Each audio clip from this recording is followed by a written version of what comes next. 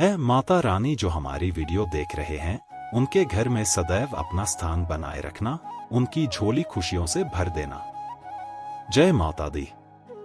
दोस्तों, 2024 में इस बार मां दुर्गा पालकी पर सवार होकर पृथ्वी लोक पर पधार चुकी हैं।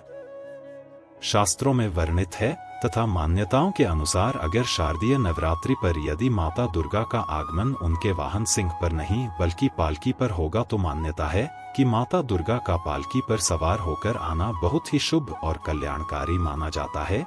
जीवन सुखमय हो जाता है, भक्ति का भरपूर लाभ भक्तजनों को मिलता है, दिल में सुकून मिलता है, माता वैष्णो भरपूर आशीर्वाद देती है। दोस्तों, इस बार नवरात्रि पूरे 9 दिनों तक चलेंगे, यानी 9 दिनों तक नवरात्रि का पर्व मनाया जाएगा। माता वैष्णो की पूजा, मां शेरावाली की विशेष रूप से पूजा आराधना की जाएगी। शारदीय नवरात्रि का महापर्व इस बार 2024 में 3 अक्टूबर दिन गुरुवार से शुरू होकर 11 अक्टूबर दिन शुक्रवार को समाप्त होंगे।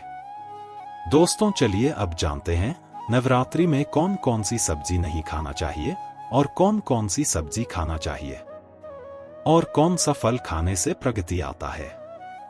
आइए जानते हैं नवरात्र में क्या खाएं और क्या नहीं खाएं और क्या पीना चाहिए और कौन सा फल खाना विशेष और शुभकारी माना गया है। आज हम आपको विस्तार से बताएंगे, लेकिन आगे बढ़ने से पहले कमेंट बॉक्स में अपनी राशि जरूर डाल दीजिएगा। यदि हमारे पास आपकी राशि के अनुसार कोई उपाय होगा तो वह आकर हम आपके कमेंट का रिप्लाई में बता देंगे, ताकि आपको राशि के अनुसार फल प्राप्त हो। राशि के अनुसार किया गया कार्य बहुत ही शुभ माना जाता है, मैया वैष्णो रानी प्रसन्न होती है। कमेंट में लिखे, है माता रानी आपका स्वागत है हमारे घर में, जय माता रानी। एक लाइक जरूर करें, वैष्णो रानी के लिए एक लाइक तो बनता है। दोस्तों, शास्त्रों के अनुसार बताए गए व्रत चाहे किसी भी प्रकार के क्यों ना हो, उनसे जुड़े नियमों का पालन करना अति आवश्यक माना जाता है, क्योंकि जो मन के मुताबिक किया जाए वह संघर्ष नहीं कहलाता। कहा जाता है कि मनोकामना को पूर्ण करने के लिए थोड़ा सा संघर्ष यानी कि तपस्या तो करनी ही पड़ती है। इसीलिए ऐसी मान्यता है कि व्रत को पूर्ण विधि विधान से किया जाना चाहिए, तब आपको व्रत का पूर्ण लाभ फल प्राप्त होता है। अति उत्तम और शीघ्र दीर्घायु वरदान प्राप्त होता है। आपकी सभी मनोकामनाएं शीघ्र मैया रानी पूर्ण करती है। ऐसे व्यक्ति को मरने के बाद माता रानी के चरणों में स्थान मिलता है, वह सदैव मां की सेवा करता है। ऐसा भक्त स्वर्ग लोक में जाता है। इसीलिए हर शास्त्र यही कहता है कि सच्चे दिल से अगर आपके मन में ईश्वर के प्रति श्रद्धा हो तो बिन पूजा पाठ के ही सारा फल मिल जाता है, और अगर मन में ईश्वर के प्रति शंका हो तो उस मनुष्य को कई जन्मों तक सुख नहीं मिलता, वह नरक में ही भटकता रहता है। भागवत गीता में भगवान श्री कृष्ण ने स्वयं कहा था, जो मनुष्य सच्चे हृदय से ईश्वर को पुकारता है तो उसका नाता उस शक्ति से जुड़ जाता है जिसे आपने सच्चे हृदय से पुकारा था। इसीलिए भगवान भी कहते हैं कि सच्चे हृदय से ही ईश्वर को पुकारो तो वह आपकी हर मनोकामना को पूर्ण करते हैं। दोस्तों, कई लोग ऐसे हैं जो भगवान के सामने घंटों पूजा पाठ करते हैं तथा रोते हैं, फिर भी भगवान उनकी कभी नहीं सुनता।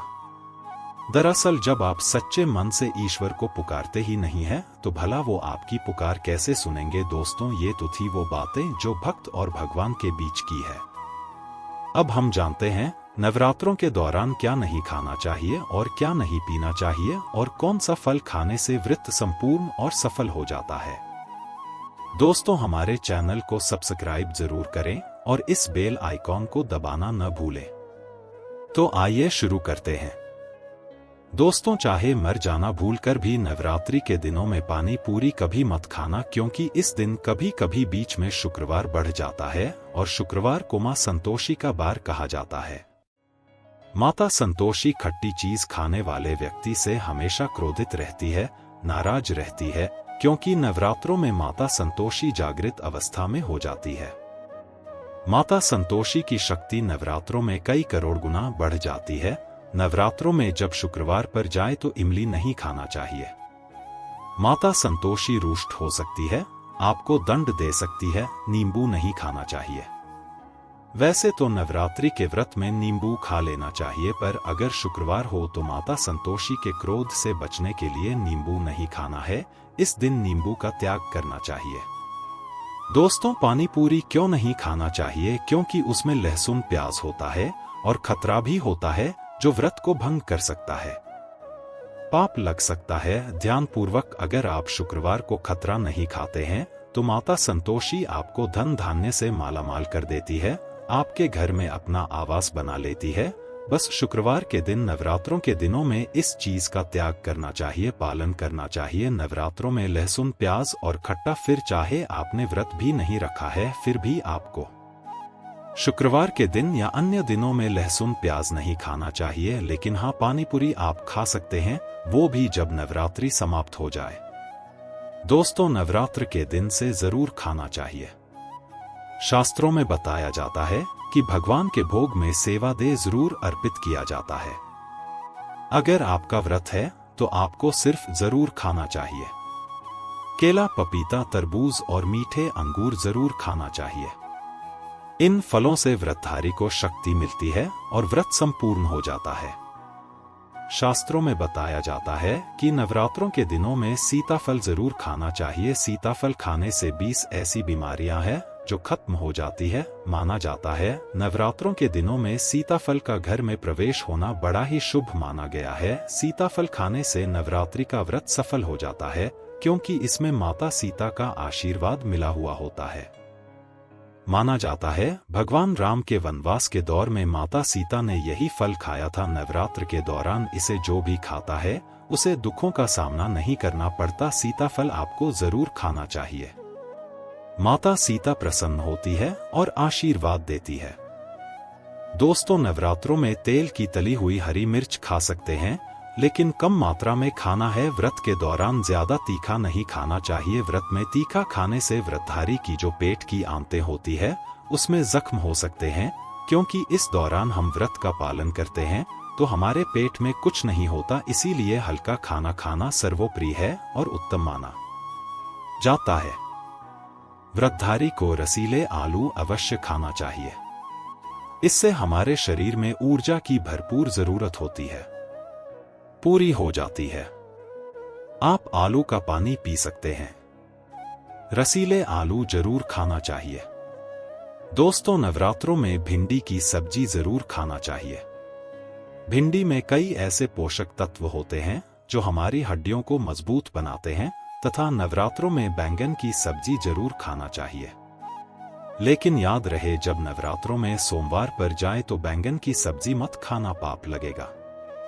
नवरात्रों में सब्जी में हरा धनिया जरूर डालना चाहिए। हरे धनिये से भी व्रतधारी को पोषक तत्व मिलते हैं।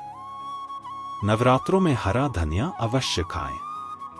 इससे जो शुगर लेवल होगा वह कम हो जाएगा। नवरात्रों में रिफाइंड का तेल और सरसों का तेल भूलकर भी व्रत के दौरान नहीं खाना चाहिए। मूंगफली का तेल और देसी घी और गोले का तेल खाना अच्छा माना जाता है।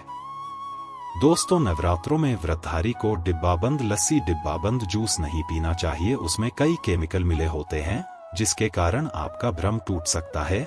जब भी आप फलों का जूस पिएं तो याद रखें उसमें नमक डालें, नहीं तो व्रत टूट जाएगा। साथ ही साथ जूस में बस भी नहीं डालना चाहिए। फलों का सादा जूस पीने से व्रत सफल होता है।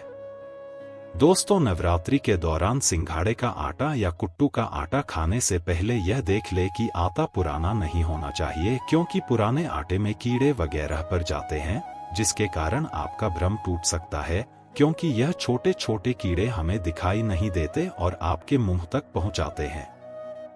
ऐसा आटा खाना मतलब कीड़े मकोड़ों का मांस खाने के बराबर माना गया है। दोस्तों, नवरात्रि के दौरान आप शाम के समय खाने में दही ले सकते हैं, आलू वगैरह खा सकते हैं, आलू के चिप्स खा सकते हैं, साबूदाने की टिकिया बनाकर खा सकते हैं, साबूदाने की खिचड़ी खा सकते हैं, आलू के पापड़ भी खा सकते हैं।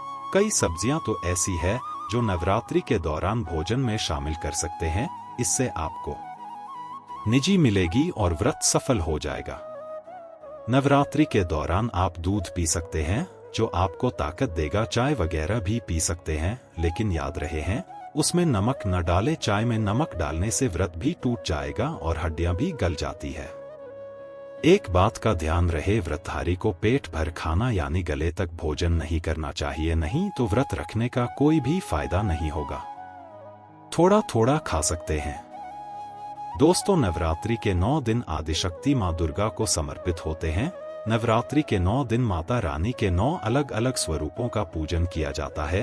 नवरात्रि के 9 दिनों तक माता रानी को अलग अलग स्वरूप के हिसाब से अलग अलग पुष्प, अलग अलग भोग अर्पित किए जाते हैं।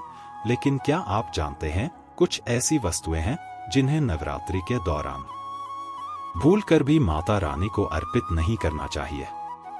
अगर इन वस्तुओं को आप गलती से भी माता रानी को अर्पित कर देते हैं तो आपको व्रत और पूजन का पूर्ण लाभ नहीं होगा। इसीलिए माता रानी की कृपा प्राप्त करने के लिए आपको यह जानना अति आवश्यक है कि वह कौन सी ऐसी वस्तुएं हैं जो माता रानी के पूजन में भूलकर भी इस्तेमाल नहीं करना चाहिए। तो आइए मां का जयकारा लगाते हुए वीडियो को शुरू करते हैं। दोस्तों, नंबर 1, नवरात्रि के दौरान शादीशुदा महिलाओं को सफेद कपड़े पहनकर पूजा पाठ नहीं करना चाहिए। साथ ही साथ काले कपड़े भी नहीं पहनना चाहिए, इससे पूजा व्रत आदि खंडित हो जाते हैं। माता की चौकी जवाब लगाएं तो उसके नीचे कागज नहीं लगाना चाहिए। माता की चौकी हमेशा लाल कपड़ा बिछाकर ही लगानी चाहिए। हमेशा याद रहे, नवरात्रों के इन 9 दिनों तक व्रतधारी को अपना आसन मां की चौकी के आगे ही लगाना चाहिए और वहीं पर आपको सोना चाहिए। मंदिर को नवरात्रों के दौरान अकेला नहीं छोड़ा जाता, बहुत ही अशुभ माना जाता है। जरा आप ही सोचिए, माता रानी 9 दिनों के लिए धरती पर आकर आपके घर में रहने के लिए आई है और ऐसे में आप उन्हें अकेला अगर छोड़ते हैं तो माता भी आपको छोड़कर चली जाएंगी। वह कहेंगी इसको मेरी जरूरत नहीं है, वह अकेली पड़ जाती है, इसीलिए माता के पास में ही सोना चाहिए। दोस्तों, नंबर 2, नारियां। हिंदू धर्म में नारियल को समृद्धि, धन, श्रद्धा और सम्मान का सूचक माना जाता है। नारियल को श्रीफल भी कहा जाता है, को सुख समृद्धि में वृद्धि करने वाला माना जाता है। नारियल का हर मांगलिक कार्य में विशेष महत्व होता है। जैसे कि आप सभी जानते हैं कि माता रानी के कई मंदिरों में नारियल से सिब्बल भी दी जाती है और माता रानी के पूजन में नारियल का इस्तेमाल हम सभी करते हैं। खासकर कलश की स्थापना नारियल रखकर ही की जाती है। माता रानी के पूजन में हम नारियल इस्तेमाल करते समय कुछ गलतियां कर बैठते हैं। दोस्तों, नारियल कई प्रकार के होते हैं। एक हरा, दूसरा सूखा जिसके अंदर पानी होता है। जिस नारियल के अंदर पानी होता है, माता रानी के पूजन में सदैव पानी वाला और जटा वाला नारियल ही इस्तेमाल करें। नारियल पूर्ण होना चाहिए, नारियल चटका हुआ या टूटा हुआ नहीं होना चाहिए, क्योंकि साबुत नारियल ही पूर्ण और पवित्रता का प्रतीक होता है। साबुत नारियल ही सुख समृद्धि का प्रतीक होता है। साबुत नारियल को श्रीफल यानी कि मां लक्ष्मी का फल कहा जाता है। नवरात्रि में माता रानी के कलश की स्थापना करते समय जटा वाला यानी पानी वाला नारियल ही कलश पर स्थापित करना चाहिए। साथ ही यह ध्यान रखना चाहिए कि नारियल को सदैव कलश के ऊपर लेटाकर रखना चाहिए। घट स्थापना करते समय कभी भी नारियल को खड़ा करके नहीं रखा जाता है। नारियल को सदैव लिटाकर कलश के ऊपर रखा जाता है। साथ ही नारियल को स्थापित करने से पहले आप नारियल को लाल कपड़े में लपेटकर उस पर और फिर लाल चुनरी ओढ़ाकर आप नारियल को कलश के ऊपर स्थापित करें। शास्त्रों के अनुसार कलश के ऊपर जब सही तरीके से नारियल रखा जाता है और सही प्रकार का नारियल रखा जाता है, तभी ही व्रत और पूजन का पूर्ण फल प्राप्त होता है। यह भी ध्यान रहे कि महिलाएं माता रानी को नारियल अर्पित कर सकती है, लेकिन कभी भी माता रानी के सामने नारियल को भूलकर भी न तोड़े, क्योंकि नारियल बीज रूप होता है और स्त्रियां बीज रूप से ही शिशु को जन्म देती है। इसीलिए कभी भी महिलाओं को नारियल नहीं तोड़ना चाहिए। दोस्तों, नंबर 3, लौंग। लौंग हम सभी माता रानी के पूजन में इस्तेमाल करते हैं, लेकिन लौंग का इस्तेमाल करते समय एक बहुत बड़ी गलती कर बैठते हैं।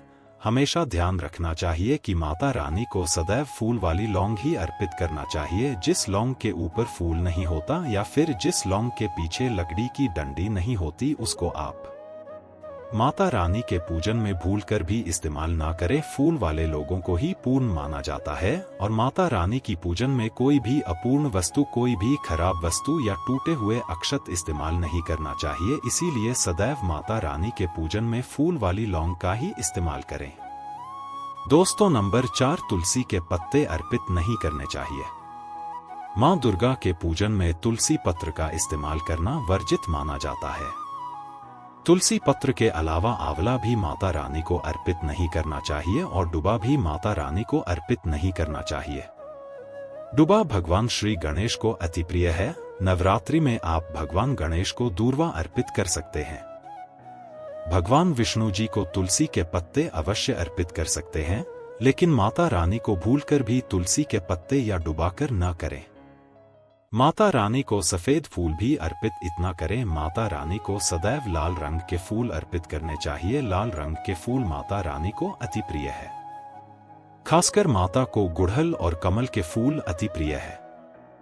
शास्त्रों में बताया जाता है कि घर में माता रानी की 2 या 3 मूर्तियां या फोटो नहीं होने चाहिए। इस बात का भी आप विशेष ध्यान रखें कि माता रानी के पूजन में कोई भी खंडित चीज इस्तेमाल न करें, जैसे कि चटका हुआ या टूटा हुआ दीपक या फिर चटका हुआ कोई बढ़ता है। साथ ही यह भी ध्यान रहे कि लोहे की और प्लास्टिक के बर्तन आप माता रानी के पूजन में इस्तेमाल न करें, क्योंकि प्लास्टिक के चाइनीज बटन हड्डियों के पाउडर से मिलकर बनते हैं।